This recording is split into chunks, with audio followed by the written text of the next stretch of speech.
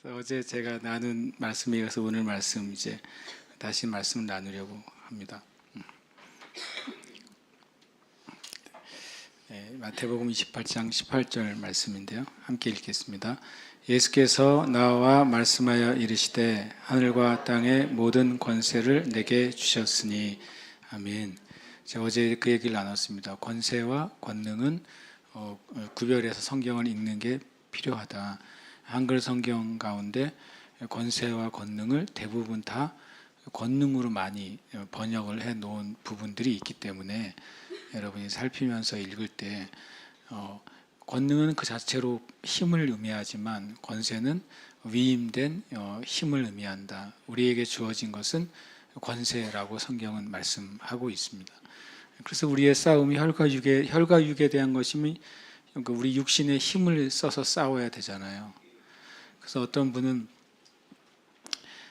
밤새 몸으로 힘쓰고 애써서 금식을 하면 마귀의 권세를 이길 거라고 생각하는 경향이 있어요. 그렇지 않습니다. 누가 그러죠. 예수님도 밤새서 기도하지 않았냐. 예수님이 밤을 새서 기도하시면서 마귀와 씨름하신 적은 없어요. 근데 우리가 왜 그런 생각을 가질까요? 밤새서 기도하면서 씨름해서 승리하려고 하는 이유가 뭐 때문이에요? 야곱 때문이에요. 야곱. 제 말이 맞죠? 야곱 때문에. 야곱 때문에 소나무가 부러지든지 내 뼈가 부러지든지 부러져야 그게 그런 간증이 워낙 많아가지고 저도 어린 시절 그 철야를 많이 다녔다 그랬잖아요. 철야 때 간증 오시는 분은 주로 그런 거예요. 뭐 나무 뿌리 몇 개 뽑으신 분들 뭐 이런 분들 뭐 그런 분들 뭐 밤이면 밤마다 산에 올라가서 기도하셨던 분들, 그러니까 그분들의 간증은 살아있는 간증이 맞죠. 그런데 제가 지나고 나니까 이 모델이 예수님 모델이 아니라 야곱 모델이구나. 그럼 뭐 야곱한테 좀 미안하지만 야곱이 나요, 예수님이 나요? 나는 그냥 주저없이 예수님을 선택할 거예요. 예수님이 밤이 맞도록 기도하시고 이른 새벽에 기도하셨지만 주님은 힘쓰고 애쓰고 그렇게 기도하지 않으셨어요. 주님과 교제하셨죠. 생각해 보세요. 주님과 교제하신 다음 날 무슨 일이 벌어지는 거예요? 귀신이 나가는 거잖아요. 주님과 교제하시고 나서 주님이 하나님 아버지가 하라고 하시는 일을 그 다음에 하셨다고 성경에 써 있어요. 예수님은 하나님께서 하라고 하신 일이 외에는 난 하지 않는다고 그러셨고 하나님께서 말씀하신 것 아니면 말하지 않는다고 말씀하셨어요. 주님이 하나님께서 하라고 하신 것, 하나님 말씀하신 것을 언제 받으신 거예요? 밤이 맞도록 기도하시고 새벽에 기도하시면서 그 씨름하고 막 싸운 게 아니잖아요. 하나님의 바짓가랑이를 붙잡고 그 알려달라고 한 게 아니잖아요. 주님과 깊은 사랑의 교제 안에서 오히려 친밀함의 교제 가운데 하나님의 마음을 알고 하나님의 뜻을 알았기 때문에 그리고 매일매일 그 주님의 공생의 기간 동안 치유가 일어나고 말씀이 선포되고 진리가 선포되고 어둠의 권세가 떠났단 말이에요. 그럼 예수님이 언제 밤이 맞도록 정말 씨름하신 적이 언제입니까? 우리의 죄 때문에요. 우리의 죄 때문에는 씨름하셨어요. 잡히시기 전날 밤 세 차례에 걸쳐서 하나님 앞에 모든 인간의 죄를 쓰시고 대신 죄가 되시는 그 일, 그것 가지고는 정말 땀방울이 핏방울이 되도록 씨름하셨단 말이에요. 그 외에 주님이 그렇게 씨름하셨다는 말씀은 없어요. 그렇죠? 우리가 저는 뭐 밤새 울부짖고 기도하지 말라는 것이 아니라 그렇게 우리를 인도하실 때도 있지만 실은 예수님의 모델은 그것은 아니라는 거예요. 그러면 또 예수님 말고 신약에서 우리가 제일 좋아하는 여러 모델이 있는데 예를 들어서 사도 바울의 모델을 보세요. 사도 바울이 내가 주님 그리스도의 몸에 남아있는 그 고난을 내 육체에 채운다라고 했어요. 그것이 이제 우리가 말하는 씨름하고 애쓰는 게 아니라 교회를 세우고 교회를 지키고 교회를 주님께 영광스럽게 되게 하기 위해서 사도 바울이 주님을 위해 헌신하고 수고하고 대가를 지불했던 삶이 바로 내 육체에 그리스도의 남은 고난을 채우겠다고 말씀하신 것이지 밤마다 사도 바울이 어찌할 바를 모르고 울부짖으면서 그렇게 기도했다고 성경에 써 있지는 않는 것입니다. 이게 되게 중요하죠. 그래서 제가 우리에게 권세가 하늘과 땅의 권세가 먼저 예수님이 되찾아 오셨고, 참 재밌잖아요. 왜 이 표현이 재밌냐면 하나님이 주셨대요. 우리는 예수님인데 예수님이 하나님의 아들 아니셔요? 예수님이 독생하신 하나님 아들이시잖아요. 근데 주님이 뭘 받을 필요가 있어요? 주님께 받았다고 하는 것은 하나님이 하늘과 땅의 권세를 예수님께 주시기 전에는 예수님께 하늘과 땅의 권세가 없었기 때문이죠. 있었다면 받을 일이 없잖아요. 육신을 가지고 오신 예수님은 하늘과 땅의 권세를 가지고 있지 않았습니다. 예수님은 하늘과 땅의 권세로 병자를 치유하신 적이 없으십니다. 예수님은 하늘과 땅의 권세로 귀신을 쫓으신 일이 없으십니다. 왜냐하면 이때 받으셨거든요. 공생애 때 하나님 아버지로부터 받은 것은 성령의 권능이었어요. 예수님이 시험 받으시 가기 전에는 성령에게 이끌려서 광야로 시험을 받으러 가셨다라고 누가복음 4장에 말씀하고 있어요. 시험이 끝난 다음에 성령의 권능으로 향하셨다고 되어 있어요. 시험을 통과한 뒤에 성령의 권능이 예수님께 임한 것이죠. 그리고 그 다음부터는 성령의 권능, 예수님의 고유의 하늘과 땅의 권세로 사역하신 것이 아니라 예수님은 성령의 권능으로 사역하셨어요. 그러나 이제 주님이 죽으시고 부활하신 다음에는 입장이 달라집니다. 이제는 왜냐하면 그 하늘과 땅의 모든 권세를 주님이 되찾으셨기 때문에 그렇습니다. 되찾으셨고 하나님의 보좌 우편에 앉으셨어요. 그 다음부터는 이제 완전히 이제 상황이 완전히 달라진 것이죠. 누구에게? 마귀에게 상황이 달라진 거예요. 그 사실을 교회가 인지했느냐 하는 것이죠. 물론 우리 이전 세대의 교회도 주님 안에서 정말 놀라운 하나님의 통로가 된 줄 압니다. 그러나 마지막 세대의 교회는 진짜 하나님의 통로가 되어야 돼요. 어제부터 계속 이것을 보고 있습니다. 여러분이 꿈에라도 나타나기를. 아주 알록달록해가지고 유치하잖아요. 엄청 색깔이. 그렇죠. 뭐 멋있는 색깔도 아니고 그냥 원색만 사용하는 색깔이니까. 순서가 맨 위에가 누구다? 하나님 아버지가 계십니다. 그리고 그 다음에 예수 그리스도가 교회의 머리가 되시고 이 땅의 교회와 그 지체들이 주님의 몸이 됩니다. 그리고 그 나머지 everything은 그 밑에 있는 거예요.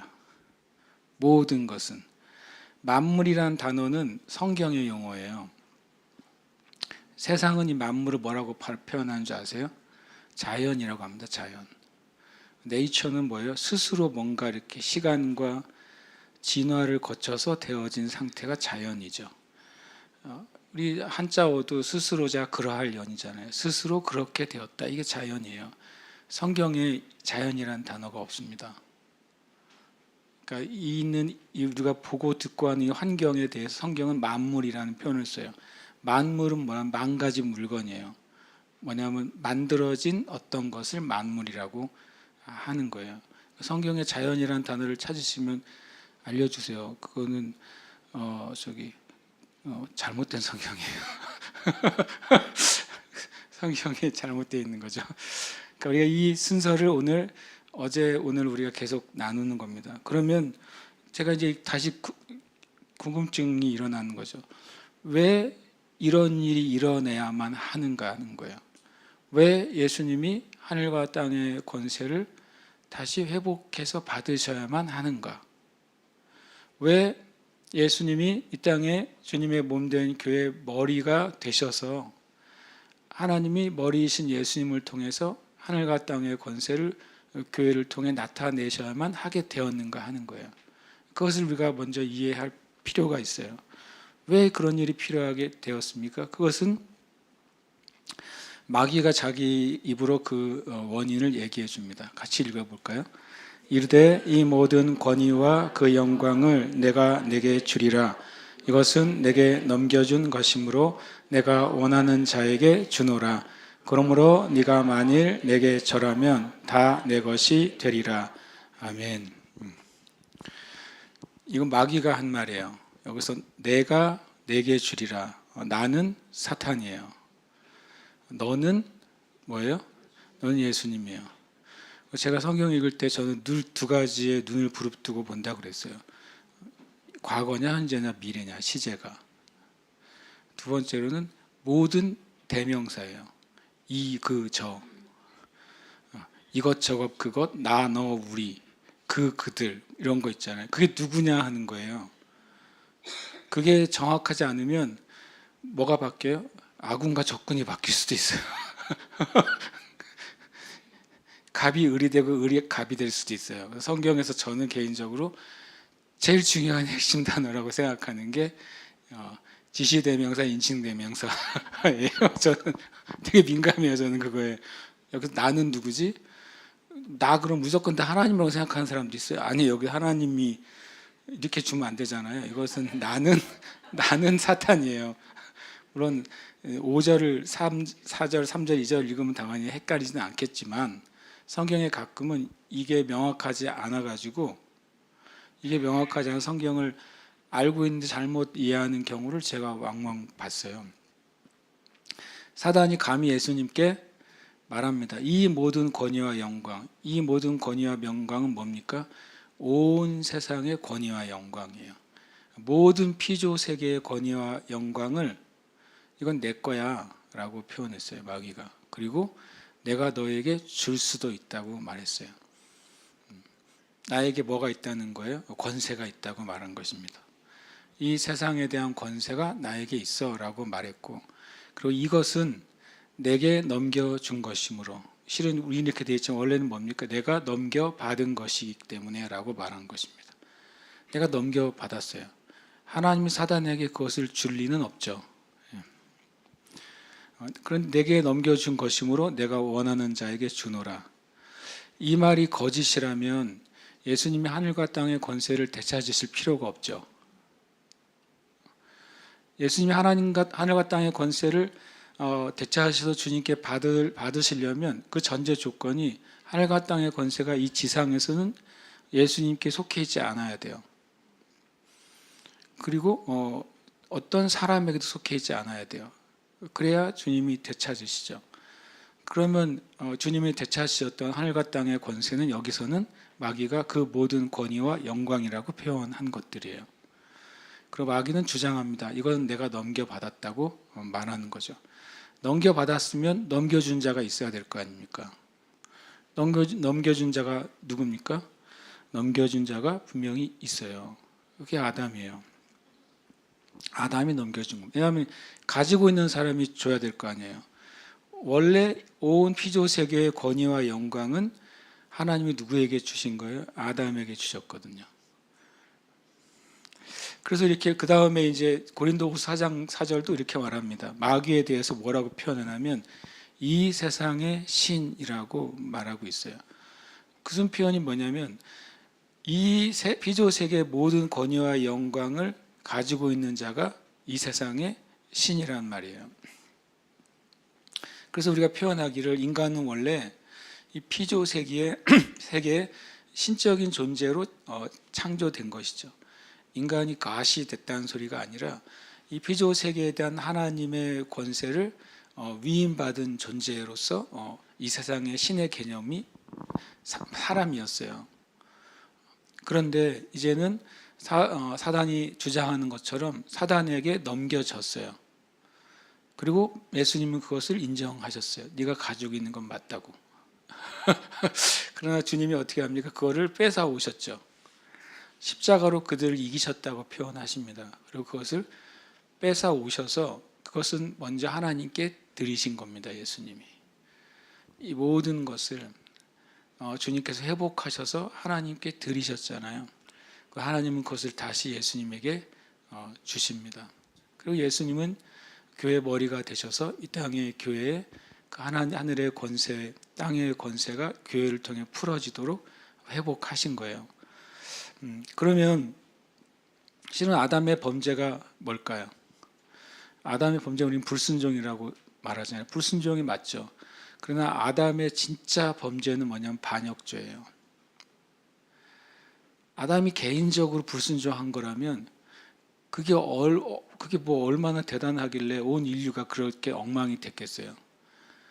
예를 들어서 한 나라가 망하려면 그 뭐 국방부 장관이 그냥 그 대통령의 말을 그냥 불순종해서 한 나라가 망합니까? 한 나라가 만약에 넘어가려면 어떻게 해야 돼요? 누군가가 반역을 해야 되는 거예요. 실은 아담의 진짜 범죄는 반역죄예요. 뭐냐면 하나님께 받은 권위를 사단에게 넘겨버렸기 때문에 그렇습니다. 그게 가장 큰 죄입니다. 아담의 죄죠. 왜 그렇게 말할 수 있느냐? 같이 한번 읽겠습니다. 기록된 바 첫사람 아담은 생명이 되었다 함과 같이 마지막 아담은 살려주는 영이 되었나니 그러나 먼저는 신령한 사람이 아니요 육의 사람이요 그 다음에 신령한 사람이니라. 첫사람은 땅에서 났으니 흙에 속한 자이거니와 둘째 사람은 하늘에서 나셨느니라. 아멘. 재밌어요. 예수님이 기분 나쁘게 아담이래요. 기분 나쁘지 않으세요? 예수님은 예수님이지 왜 아담이에요? 그런데 분명하게 말합니다. 첫사람 아담은 우리가 아는 그 아담이에요. 근데 마지막 아담은 우리가 아는 그 예수님이에요. 왜 마지막이라고 말했을까요? 그 다음엔 없으니까. 또 다른 아담 그랬다가는 또 아담이 생기잖아요. 지금 세상에 그 또 아담이 많잖아요. 자기가 예수라고 하는 사람이. 근데 성경은 못을 박은 거예요. 예수님이 마지막 아담이에요. 이렇게 설명을 해 놓으시고 더 이상 아담은 없어요. 그 말은 뭐냐? 예수님이 아담의 쌍둥이라는 소리가 아니잖아요. 첫사람 아담의 역할을 예수님이 하시고 계시는 거예요. 이해되시죠? 그러면 아담이라고 할 필요가 없어요. 그냥 예수님 뭐하러 아담이라고 하겠어요? 첫사람 아담은 생명이 됐어요. 살아있는 존재가 됐고 첫사람 아담에게 생육하고 번성하고 땅에 충만하고 정복하고 다스리는 권세를 주셨어요. 근데 그가 실패한 것이죠. 그리고 예수님 오셨는데 예수님을 마지막 아담이라고 표현하는 거죠. 실은 구약적으로 보면 아담은 영광스러운 이름이 아니에요. 아담 때문에 죄가 들어왔잖아요. 그렇죠. 아담 때문에 이 온 인류의 이 비극이 시작됐는데 예수님을 왜 아담이라고 표현합니까? 아담의 역할에 대해서 주님이 회복하셨기 때문에 그래요. 그러니 그러나 먼저는 신령한 사람이 아니요 마지막 아담을 신령한 사람이라고 말하죠. 첫사람 아담을 육의 사람이라고 말합니다. 먼저 첫 번째 육의 사람, 육의 아담이 왔고 그 다음에 살려주는 영으로서 신령한 사람, 마지막 아담인 예수 그리스도가 오신 거예요. 첫 사람은 땅에서 났고 흙에 속한 자지만 이제는 둘째 사람이라는 표현을 쓰는 겁니다. 그러니까 둘째 사람은 둘째 아담인 거죠. 예수님이 아담이세요. 어떤 아담이에요? 살려주는 아담이에요. 아담은 자기가 생명을 부여받았지만 죽음을 흘려보냈어요. 그런데 이 마지막 아담이신 둘째 아담인 예수 그리스도는 자기가 죽고 생명을 흘려보내십니다. 회복된 거죠. 성경 안에는 많은 부분이 빼앗기고 잃어버리고 망가지고 죽은 것을 회복된 스토리에 알고 보면 예수님이 그렇게 하신 것이죠. 주님이 뭘 하셨느냐? 바로 그 마귀에게 넘겨진 것을 예수님이 회복하신 거예요. 회수하신 것이죠. 성경이 이렇게 말합니다. 우리의 씨름은 통치자들과 권세들과 어둠의 세상 주관자들과 하늘에 있는 악의 영들을 상대함이니라고 되어 있어요. 우리의 씨름은 이런 종류의 악한 영적인 세계에 있는 이들을 상대하는 거예요. 이것만 딱 읽으면 에베소 6장 12절을 보면 약간 우리 믿는 사람들은 태세를 딱 갖추죠. 내가 깨어 있어야지. 깨어 있어서 통치자들, 권세들, 어둠의 세상 주관자들, 하늘은 악의 영들에 대해서 내가 쓰러지지 않고 믿음으로 이겨내야지. 이런 마음을 갖잖아요. 그런데 또 그 다음 문장을 보면 좀 다른 차원의 마음을 가져야 돼요. 같이 읽겠습니다. 시작. 우리를 거스르고 불리하게 하는 법조문으로 쓴 증서를 지우시고 통치자들과 권세들을 무력화하여 드러내어 구경거리로 삼으시고 십자가로 그들을 이기셨느니라. 아멘. 분명히 통치자들이 있어요. 이 통치자들은 예수 그리스도 안에 있지 않는 사람들에게 이 통치자들은 역사합니다. 지금도 권세들이 있어요. 예수 그리스도를 믿지 않는 세계에 속한 이들, 아직도 어둠의 세계 안에 있는 사람들, 여전히 권세들은 역사합니다.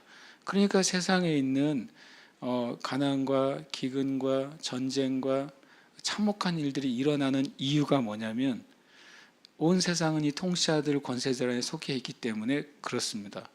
어둠의 세상 주관자들이 있어요. 그들이 지금도 활동합니다. 그러나 분명히 알아야 돼요. 우리가 그들을 상대한다고 성경은 말하고 있어요. 저와 여러분은 씨름을 하는 거죠. 우리가 전투를 하지 않습니다. 영적 전쟁이라는 단어는 실은 없어져야 될 단어예요. 그런 단어를 쓰면 안 돼요. 스피리추얼 워페어는 없어요. 성경에 없으니까. 우리가 만들어낸 단어예요. 이것도 컴플레인을 많이 받을 수도 있어요. 그리고 영적 전쟁이라는 책이 수백 권이거든요. 근데 스피리추얼 워페어는 없다니까요. 존재하지 않습니다. 성경적으로. 스피리추얼 레슬링은 존재해요. 우리의 씨름이 한글 성경이 다행히 잘 번역해 줬어요. 우리의 싸움은, 우리의 전투는 그랬다가 이제 나올 텐데 실은 실제로 레슬링을 말하는 겁니다. 우리가 싸울 필요가 없어요. 왜냐하면 고린도서 2장 14절 15절에 십자가로 뭐라고요? 그들을 이기셨다. 이기셨다고 말씀하거든요. 그러니까 우리가 이제 해야 될 씨름이 있는데 우리의 씨름의 상대 선수들이 체급별로 있어요. 한라급, 백두급, 뭐 천하장사 이렇게 있잖아요. 태백부터 시작하는 일단 통치자, 권세, 어둠의 세상 주관자들, 하늘은 악의 영들을 분명히 이제 악한 영의 체계예요. 군사 체계. 그들을 우리가 상대해요. 그런데 그 통치자들은 때로는 한 사람을 점령하기도 하고 한 나라를 점령하기도 합니다. 권세들도 마찬가지고요. 이 세상 어둠 주관자들은 어떤 전체 유행을 바꿔놓기도 합니다. 그런데 우리가 그들을 상대하거든요. 우리가 씨름할 때, 우리가 기도할 때 그들을 상대할 수 있어요. 우리가 믿음의 삶에서 그들을 상대할 수 있는데 그들의 상태가 어떤지를 모르고 상대하면 안 되잖아요. 그들의 상태가 뭐예요? 14절 골로새 2장 14절 15절에 보니까 첫 번째, 그들은 법적인 권세가 없어졌어요. 우리를 거스르고 불리하게 하는 법조문으로 쓴 증서, 이것이 율법 전체를 가리키기도 하지만 마귀가 이 아담의 반역으로 말미암아서 아담에게 있었던 법적인 권리를 가져온 증서를 말하는 것입니다. 손으로 쓴 증서라기보다는 율법 전체를 가리키기도 합니다. 그러나 이것은 우리에게 불리한 거라는 거예요. 그것이 마귀의 법적인 권리 증서죠. 우리 위에 군림할 수 있는, 비조 세계에 군림할 수 있는, 하나님의 자녀들까지도 군림할 수 있는 그의 권리 증서인데 예수님이 뭐 하신 거예요? 그것을 지우시고, 원래 성경에 뭐라고 되냐면 지우시고 제하여 버리셨다 이렇게 되어 있어요. 십자가의 것을 못 박아버렸다. 완전히 끝냈다는 표현입니다. 첫 번째로 예수님은 법적으로 우리가 이제 의뢰 관계에 있는 것을 취소하신 거예요. 말소하셨어요. 법적으로 있는 복권이 됐어요. 그 다음에 더 나아가서 그들 자체, 통치자들과 권세들이라고 말하는 우리가 상대해야 될 그들, 어둠의 세력들을 어떻게 했어요? 무력화하여 드러내어 구경거리로 삼으시고, 이것은 이제 로마의 시대에 있는 표현입니다.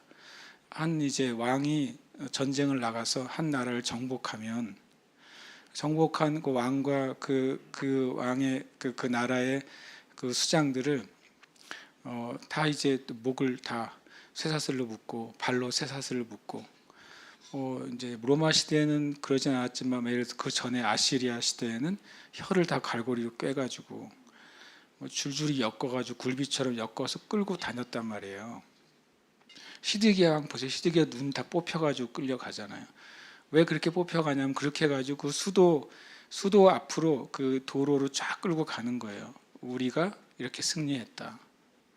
그럼 온 백성들이 눈이 뽑히고 혀에 갈고리에 찢기고 또는 손발이 쇠고랑에 차 있는 그 상대편 나라의 그 왕과 장관들이 이렇게 끌려가는 걸 보면서 뭘 하여? 와, 우리가 완전히 이겼다고 말하는 것이죠. 그거 말하는 겁니다. 무력화하여 드러내어 구경거리로 삼으시고. 누구를요? 우리가 이제 상대해야 되는 존재들을, 통치자들, 권세들, 어둠의 세상 주관자, 하늘의 악의 영들을 주님이 그 지경으로 만들어 놓으셨어요. 뭘로요? 십자가로 이기셔가지고. 그러니까 우리가 에베소 6장 12절을 읽을 때 저는 골로새서 2장 14절 15절을 같이 놓고 읽어야 된다는 거예요. 우리의 믿음의 삶에는 어떤 악한 영의 도전이 있다 할지라도 그들의 상태는 골로새서 2장 14절 15절의 상태라는 거예요. 이것이 우리에게 믿어져야 내가 이게 믿어져야 사단아 물러가라라는 말을 힘있게 할 수 있을 거 아니에요. 혹 제가 힘이 좀 남아있으면 어떡해요? 물러가라 그랬는데 갑자기 주먹이 한번 날라오면 어떡해요? 괜히 그런 의심이 들면 에프킬라로 10번 쏜 바퀴도 얘가 살아있을지 모르잖아요. 부담스럽잖아요, 걔를요. 하물며 그런데 얘가 완전히 죽었다는 확신이 없으면 우리가 선포한다는 것은 되게 약간 주저한 선포가 되는 거 아니에요. 기도하면서도. 근데 우리가 확실히 해야 돼요, 오늘. 이들의 상태가 어떠냐. 무력화되고 구경거리가 돼버렸어요. 아무 힘이 없는. 이 구경거리가 됐다는 소리는 무장해제됐다는 소리예요. 이 통치자들과 권세들과 어둠의 세상 주관자들과 하늘의 악한 영들이 세상에서는 맹위를 떨쳐요. 하나님 알지 못하는 자들은 에게 맹위를 떨치고 있어요. 권세를 가지고 있어요. 그러나 우리를 거스르고 불려가는 법정으로 승서를 지우시고 십자가에 못 박아서 완전히 무력화시킨 예수님 안에 있는 이들에게는 그들의 상태는 아무것도 없는 상태라는 사실이에요. 우리가 이것을 굳게 믿어야 돼요.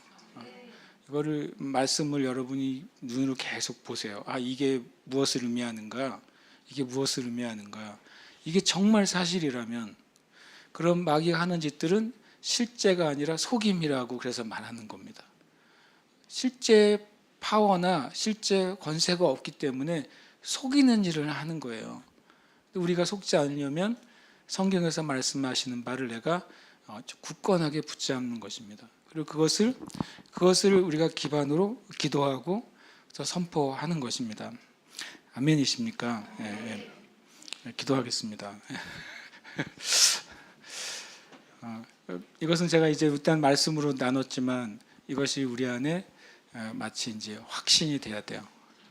강력한 확신이 돼야 되고 이것이 사실이 돼야 되고 이것을 우리가 근거로 기도해야 돼요. 그럴 때 마귀만큼 눈치가 빠른 놈이 없어요. 그렇잖아요.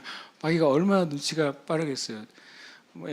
예수님이 예수님인 줄 마귀가 제일 먼저 알아보잖아요. 제자들도 못 알아보고 왕들도 못 알아보고 서기관과 바리새인들도 못 알아보고 다 못 알아보는데 눈치 제일 빠른 놈은 마귀예요. 자기는 걸리면 죽으니까 자기가 먼저 알아야 될 거 아니에요. 그렇다면 이 땅에 마귀의 일은 있습니다. 주님이 이 세상의 역사를 마무리하실 때까지는 존재해요. 근데 마귀도 눈치를 보죠. 그리스도인들이 자기의 정체를 알고 있는지 보면 안단 말이에요. 마귀가 그리스도인들이 또 이 땅의 교회가 예수님께 두드려 맞아가지고 지금 손톱 발톱 다 뽑히고 이빨 다 뽑히고 무장해제된 나를 알아보는지 아니면 내가 그럴싸하게 지금 포장해가지고 굉장히 공포스러운 존재처럼 내가 지금 숨기고 있는데 그것에 속고 있는지 마귀가 압니다. 그럼 우리가 속지 않고 있다는 사실을 보여줘야죠. 우리가 예수님 안에 있다는 사실을 말해줘야죠. 나는 예수님의 몸이야 그래야 돼요. 나의 모든 권위는 예수님으로부터 나온다. 나의 모든 고백도 예수님으로부터 나오고 나의 모든 선포도 내가 아니라 예수님으로부터 나온다.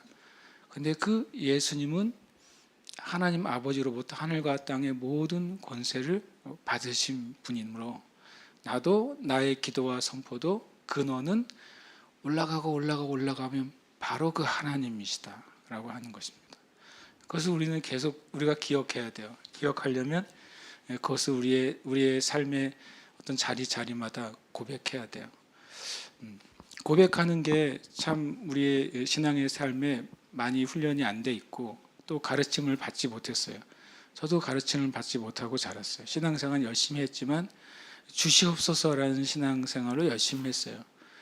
찌어다라는 신앙생활을 배워본 적이 없어요. 네가 그렇게 선포할 수 있는 존재고 선포할 때 어둠의 세계가 쫓겨간다는 사실을 들어본 적이 별로 없었어요.